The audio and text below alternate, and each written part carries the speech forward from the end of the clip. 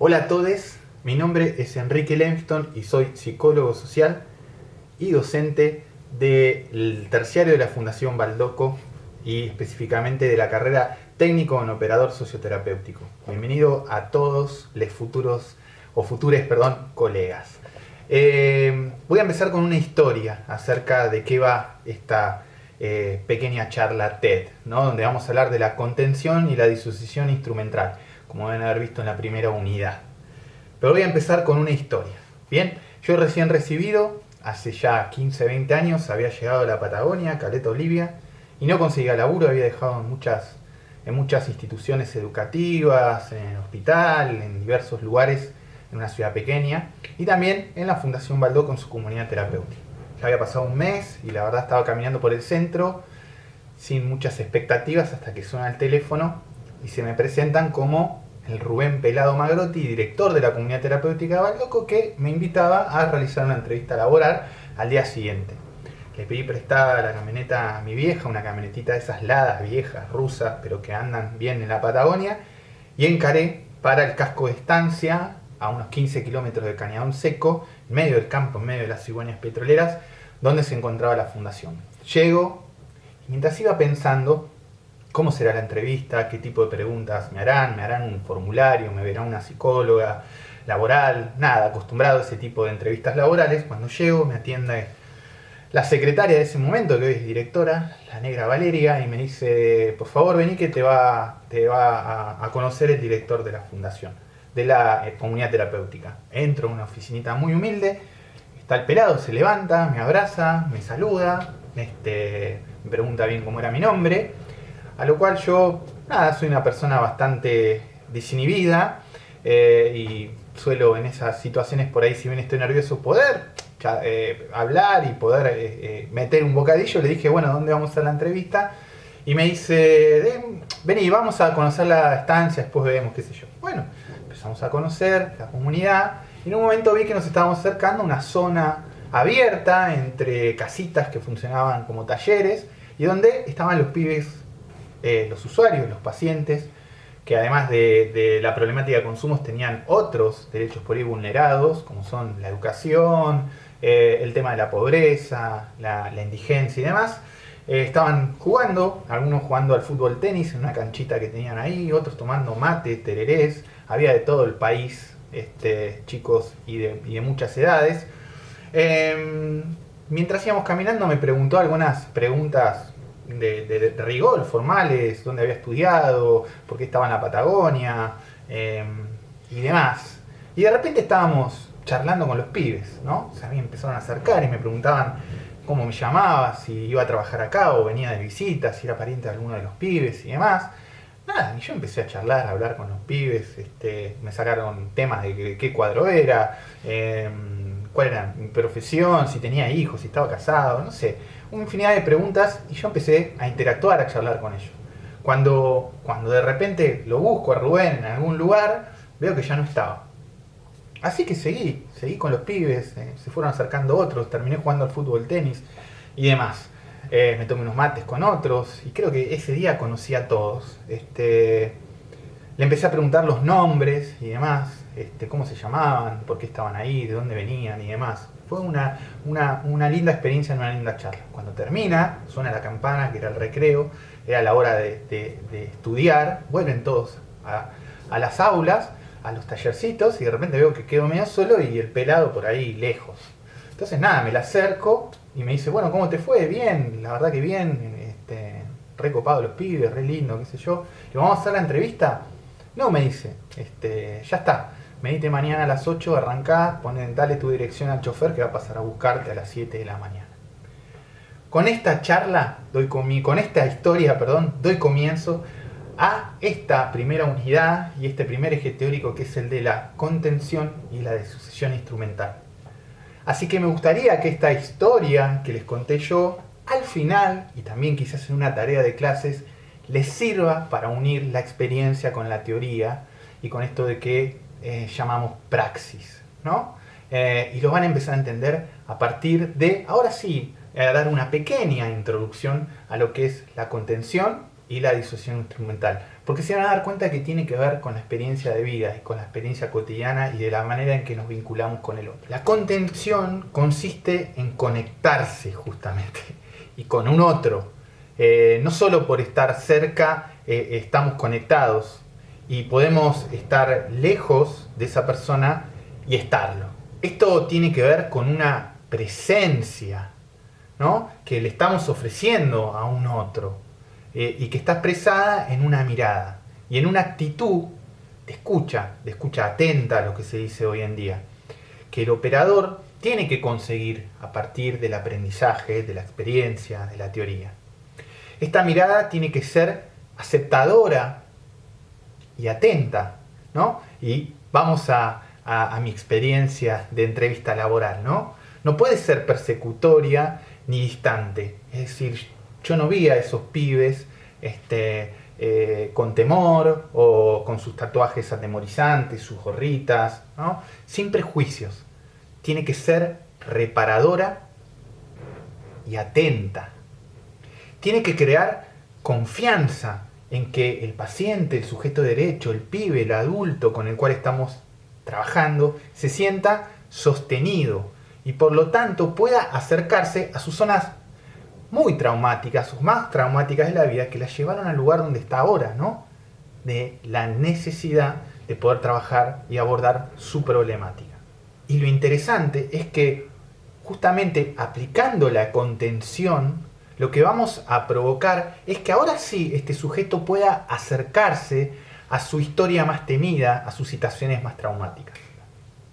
Y aquí otra cosa que podemos relacionar con esa experiencia mía vivida esa mañana de otoño, ¿no? Y es que un operador puede tener una mirada alegre, otra más melancólica, otra más observadora, otra más paternal, y eso tiene que ver justamente con nuestro estilo de comunicación, con nuestra experiencia de vida. Y acá es lo interesante de nuestra herramienta, de la herramienta del operador.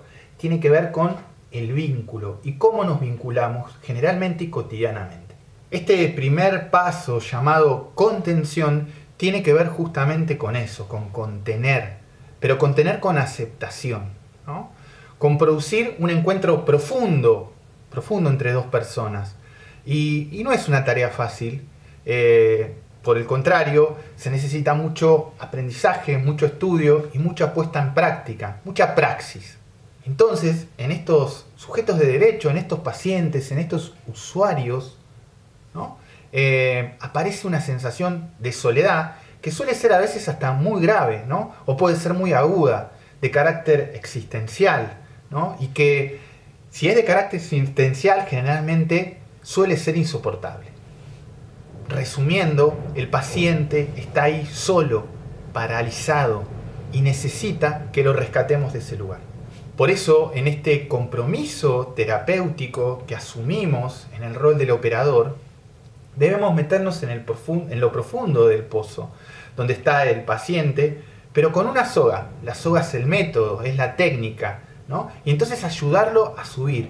En lugar de gritarle desde arriba, vamos, dale, no es nada grave, dale que afuera brilla el sol, salí del pozo, ¿no? Y acá la contención pareciera que habláramos, pero en realidad lo estamos haciendo, que no es otra cosa que en la empatía, ¿no? La contención tiene que ver con la empatía, se nutre de la empatía, y distinto a aquel que se mira desde arriba del pozo diciéndole, dale loco que arriba está un sol espectacular, tiene que ver más con una actitud de simpatía. Contención y empatía, ¿no?, son nutridas unas de otras, ¿no? Porque en este momento que estamos viviendo, terapéutico, de intervención, primero nos identificamos con el otro, ¿no?, para que el otro se sienta que uno está, que nosotros como profesionales estamos resonando con él. Uno se conmueve, se pone en el lugar del otro. Si el otro tiene miedo, quizás nos conectamos justamente, resonamos con nuestros propios miedos. Si el otro está triste, también con tristezas que tienen que ver con nuestra vida. Bueno, para graficar esto de la contención y herramientas y técnicas que surgen de la contención, en estos momentos tan agudos de angustia, por ejemplo, se utilizó una técnica llamada maternaje en en la explosión de la AMIA, en el accidente aéreo del APA, la noche de Cromañón, que se llama maternaje. ¿En qué consiste? Bueno, consiste en abrazar a la persona en crisis para que pueda reconstruir lo que decimos sus límites corporales, ya que en una experiencia tan traumática como esa, la persona regresa tanto psicológicamente que puede perder el control de esfínteres o ponerse en posición fetal, ¿no? Este traumatismo se puede percibir gráficamente en la posición de la persona, y con solo abrazarlo como se abraza un bebé, parece algo muy liviano o banal o poco terapéutico, estamos logrando que empiece a reconstruir, a adaptarse activamente a lo que está sucediendo en ese momento. Entonces se dice que para la contención debemos operar desde dos modalidades vinculares. El momento A, que es la identificación, en el cual resonamos emocionalmente con la persona, nos metemos en los zapatos del otro, ¿no? Y después viene el momento B, que es la disociación instrumental. Bienvenida a disociación instrumental a nuestra charla TED, donde el operador, además de estar conteniendo, resonando empáticamente, empieza a preguntarse: ¿qué hago ahora? ¿Qué estrategia utilizo? ¿Está en una crisis muy profunda? ¿Debo llamar a algún compañero, a algún otro profesional, como ser un psicólogo, un médico, o solamente es una crisis pasajera? En ese momento, decimos, se toma una distancia científica. Y esto me gusta resumirlo con una frase, ¿no? Corazón caliente para entender y cabeza fría para operar. Puede ser un trabajo agotador porque tenemos que en esa situación de intervención hacer un movimiento de entrar y otro para salir, ¿no? Nos metemos para entender, ¿no?, qué es lo que está sucediendo, salimos para operar. Son dos operaciones bastante opuestas. Esta segunda etapa, o la disociación instrumental, este momento B en lo vincular de la intervención, se los expliqué lo más fácil posible, pero prepárense porque es una técnica y es una herramienta bastante compleja que requiere de mucha teoría y mucho entendimiento de muchas cuestiones que tienen que ver con la psiquis del otro y nuestra propia psiquis, ¿no? Y en la cual también se debe tener una gran conciencia de que, de no ser omnipotente, pero tampoco de sentirse impotente. Y esto se basa mucho en el trabajo interdisciplinario y en el trabajo en equipo.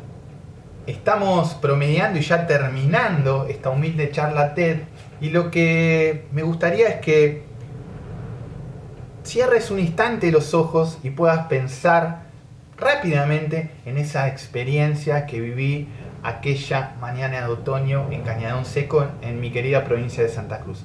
Tómate un segundo, simplemente, y que te aparezca una imagen de esa historia que te conté. ¿La tienen? Bueno, ahora sí, abramos los ojos e intentemos reflexionar acerca de cómo esta experiencia vivida se relaciona en gran medida y con muchos puntos de contacto con estas herramientas que tienen su base teórica, su fundamentación técnica, pero las cuales, si nos ponemos a ver, en mayor o menor medida somos capaces de ejercerlo en la vida cotidiana, ¿no? Y me gustaría para eso cerrar con una frase que a mí me identifica con esa tarde, con esa mañana, perdón, ya estoy un poco mareado, con esa mañana donde viví mi entrevista laboral más hermosa, ¿no?, que es del gran Tato Pavlovsky, un ídolo para muchos de los que trabajamos en salud mental, que fue un psicólogo, psicoanalista, psicólogo social y psicodramatista, ¿sí? El impulsor y el introductor del psicodrama en la Argentina, ¿no?, que cuando trabajaba con pacientes siempre tenía esta máxima, la cual es de su autoría, ¿no?, y que decía: yo te comprendo desde mi desesperación y te curo desde mi esperanza. Muchas gracias.